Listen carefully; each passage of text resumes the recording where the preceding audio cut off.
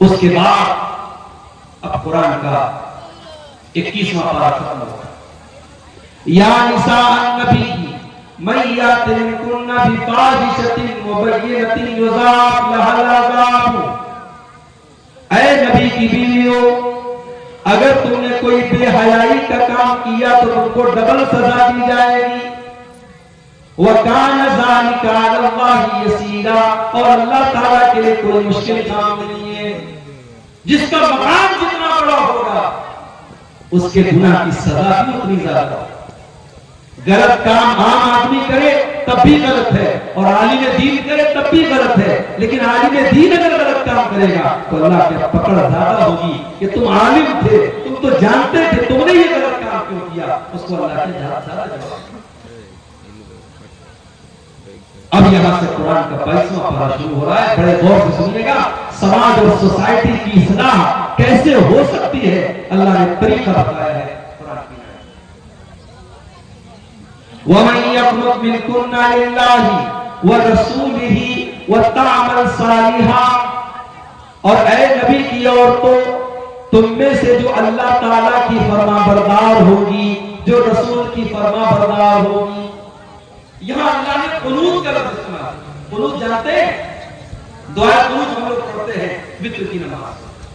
یہ مصیبت آنے پر ہم قنوت نازلہ پڑھتے ہیں. قنوت کا مطلب ہوتا ہے اللہ کی تابعداری کرنا، اللہ کی فرما برداری کرنا، اللہ کی پرماننٹ بات ماننا. تو یہاں قنوت کا لفظ استعمال کیا گیا ہے. یعنی اللہ تعالیٰ یہ کہہ رہا ہے کہ اے میرے نبی کی عورتوں، اگر تم اللہ اور اس کے رسول کی پرماننٹ فرما برداری کرو گی اور نیک عمل کرو گی تو ہم نے تمہارے لیے جنت کو تیار.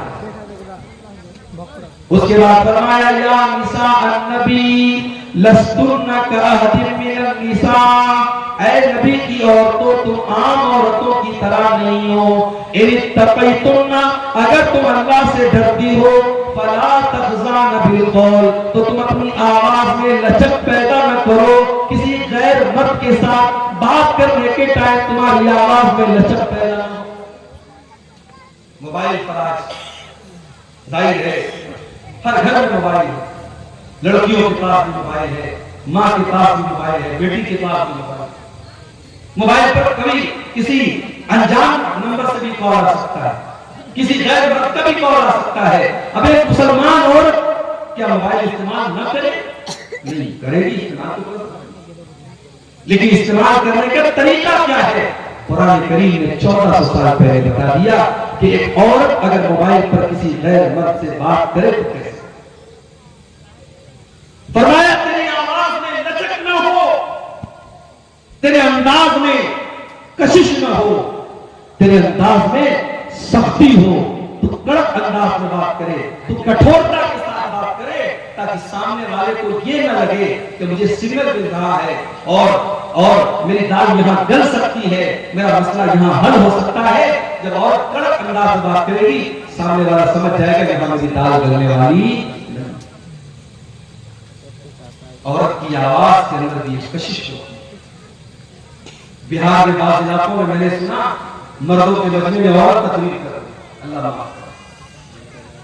مشاعرے ہوتے ہیں، شاعرات آتی ہیں، اور مجھے کہنے دیجیے جب شاعرات آتی ہیں مشاعروں میں تو ان کی شاعری سنی کم جاتی ہے اور دیکھی نہ جاتی ہے.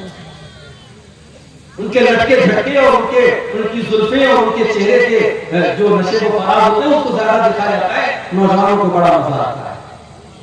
میرے بھائیوں، عورت کی آواز کے اندر بھی کشش ہے، اور اسی لیے اللہ کہہ رہا ہے اپنے نبی کی بیویوں سے فَلَا تَخْضَعْنَ بِالْقَوْلِ. تم غیر مردوں سے بات کرنے کے ٹائم اپنی آواز میں لچک پیدا نہ کرو. فَيَطْمَعَ الَّذِي فِي قَلْبِهِ مَرَضٌ. سامنے والے کے دل میں اگر بیماری ہے، شہوت کی بیماری ہے، تو تمہارے بارے میں کہیں غلط خیال نہ اس کے دل میں آ جائے. لیکن کڑک انداز میں بات کرنے کا یہ مطلب نہیں ہے کہ آپ بدتمیزی کریں، آپ گالی گلوچ کریں. وَقُلْنَ قَوْلًا مَعْرُوفًا. جو بھی بات کرو صحیح بات کرو، دستور کے مطابق کرو، درست بات کرو، اچھی بات کرو. تو پہلے حکم دیا کہ تمہاری آواز میں لچک پیدا ہے. اب اس کے بعد کہا جا رہا ہے وَقَرْنَ فِي بُيُوتِكُنَّ، اور اے نبی کی عورتوں تم اپنے گھروں کے اندر رہا کرو. لیجئے، ابھی تک تو یہ کہا جاتا تھا یہ تو مولانا لوگوں نے اپنے من سے بنا کے رکھا ہے، عورتوں کو قید کر کے رکھنا اور عورتوں کو چار دیواری کے اندر رکھنا یہ مولویوں کا فتویٰ ہے، یہ اسلام سے اس کا کوئی تعلق نہیں ہے. میری ماں اور بہت بہنوں، یہ قرآن کی آیت ہے، قرآن کے 22ویں پارے کی آیت ہے. جاؤ خود اٹھا کر کے قرآن دیکھ لو، ترجمہ دیکھ لو، ٹرانسلیشن دیکھ لو، انواد دیکھ لو. اللہ کہہ رہا ہے کہ اے میرے نبی کی عورتوں تمہارا کام گھر کو سنبھالنا ہے، یہ کوئی معمولی کام نہیں. عورت یہ نہ سمجھے کہ میری ڈیوٹی کمزور ہے، میرا کام کمزور ہے. تجھے گھر کے اندر رہ کر کے ایک اچھی ماں بننا ہے، ایک اچھی بیٹی بننا ہے، ایک اچھی بیوی بننا ہے. ضروری نہیں ہے کہ عورت ہوائی جہاز میں ایئر ہوسٹس بن کر کے غیر مردوں کو لبھائے گی تب یہ کہلائے گی کہ ہاں اس نے بڑا کارنامہ انجام دیا. بڑے بڑے شاپنگ مال میں اور بڑی بڑی دکانوں میں عورت کو آدھے ادھورے کپڑے پہنا کر کے وہاں غیر مردوں کو آکرشت کرنے کا کام دیا جائے، تب عورت کو لگے کہ ہاں صاحب میں بڑے کام کی چیز ہوں. اسلام یہ کہتا ہے عورت گھر کے اندر رہ کر کے، پردے کے اندر رہ کر کے بھی بہت کچھ کر سکتی ہے. وَقَرْنَ فِي بُيُوتِكُنَّ، اپنے گھروں کے اندر جمی رہو. وَلَا تَبَرَّجْنَ تَبَرُّجَ الْجَاهِلِيَّةِ الْأُولَىٰ، اور جب تم گھر سے نکلا کرو تو بن سور کر کے اپنے آپ کو ایکسپوز کر کے، نمایاں کر کے، سجا کر کے، سوار کر کے، ایسے کپڑے پہن کر جس کپڑے میں تمہاری خوبصورتی نظر آئے ایسی بن کر کے تم نہ نکلا کرو. تبرج عربی میں برج کہتے ہیں، کسی قلعے کی ایسی عمارت کو جو دور سے نظر آئے اس کو عربی میں برج کہتے ہیں. اسی سے بنا ہے تبرج، یعنی عورت ایسی بن کر کے نہ نکلے کہ دور سے ہی پتہ چل جائے کہ ہاں عورت. آج تو حالات یہ ہے ماشاءاللہ، لیڈیز کے پرفیوم الگ آ رہے ہیں، جینٹس کے پرفیوم الگ آ رہے ہیں. اب تو خوشبو بتا دیتی ہے کہ کوئی اس راہ سے ہو کر گیا. میری ماں اور بہنوں، اسلام تو وہ دین ہے جو عورت کو خوشبو لگا کر کے غیر مردوں کی مجلس کے پاس سے گزرنے سے منع کرتا. اللہ کے پیارے نبی فرماتے ہیں ایما امرأۃ استعطرت فمرت بالمجلس، جو عورت خوشبو لگا کر کے غیر مردوں کی مجلس کے پاس سے گزرتی ہے فَهِيَ كَذَا كَذَا، ایسی عورت بدچلن ہے، بے حیا ہے، زانیہ ہے. ایسی عورت کو اللہ کے نبی نے بدچلن قرار دیا ہے. آج افسوس کی بات، مسلمان عورتیں ہیں، مجھے تو حیرت اس کے باپ پر ہوتی ہے، مجھے حیرت اس کے بھائی پر ہوتی ہے، مجھے حیرت اس کے بیٹے اور اس کے شوہر پر ہوتی ہے کہ وہ کیسے الاؤ کرتا ہے کہ اس کے گھر کی عورتیں ایسے کپڑے پہنے جیسے آج مسلمان لڑکیاں عورتیں پہنے.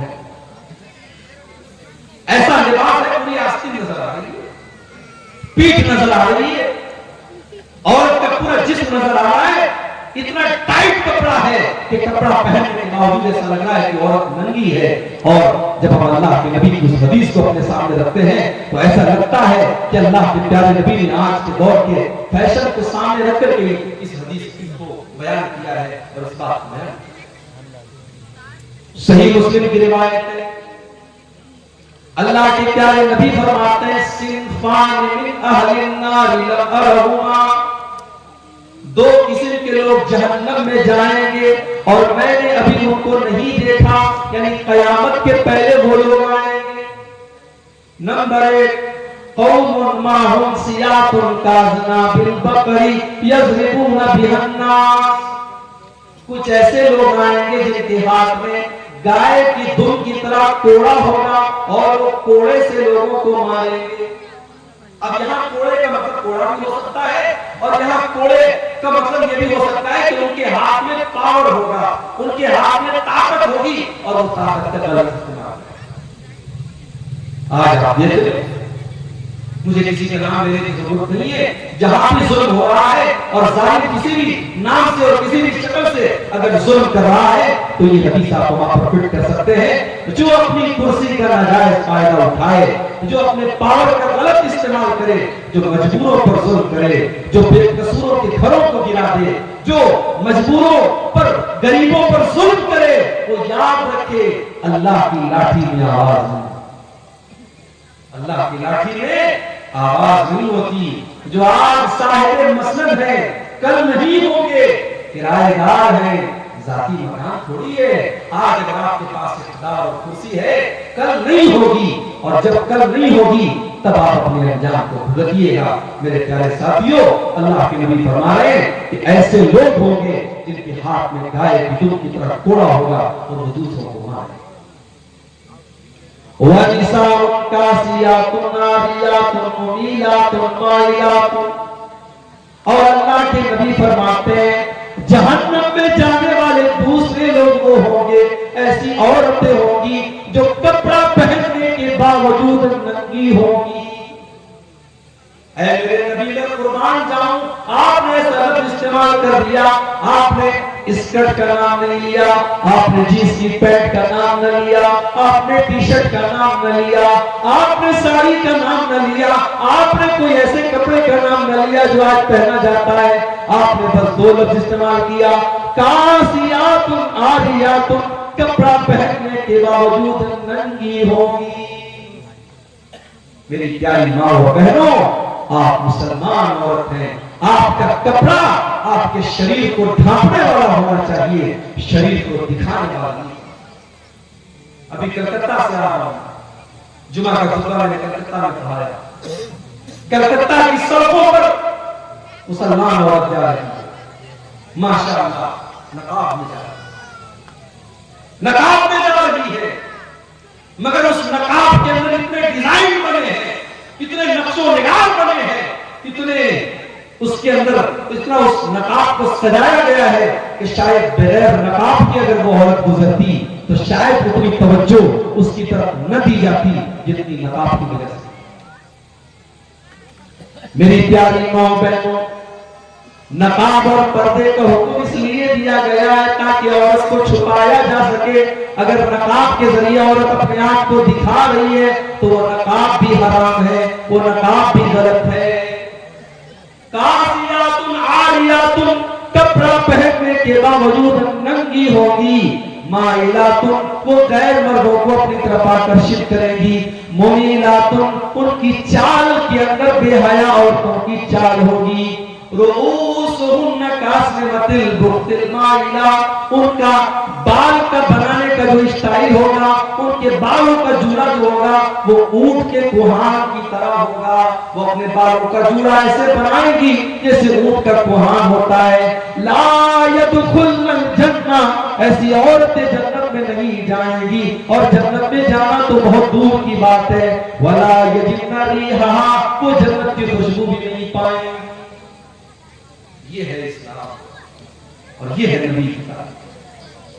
تو عورت گھر سے نکلے تو تبرج کر کے نہ نکلے، بند سور کر کے نکلے۔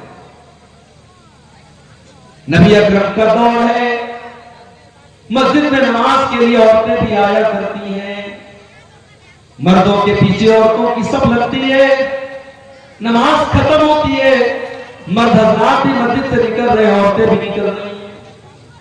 اللہ کے پیارے نبی کی نظر پڑ گئی، آپ نے دیکھا کہ مردوں اور عورتوں کی بھیڑ آپس میں گڑگڑ ہو رہی ہے، مل رہی ہے۔ آپ نے بڑے غصے میں عورتوں سے کہا، استغفرنا، اے عورتوں تم پیچھے ہٹ جاؤ، لیس لکن تحققن الطریق، بیچ راستے میں سے چلنا تمہارا کام نہیں ہے۔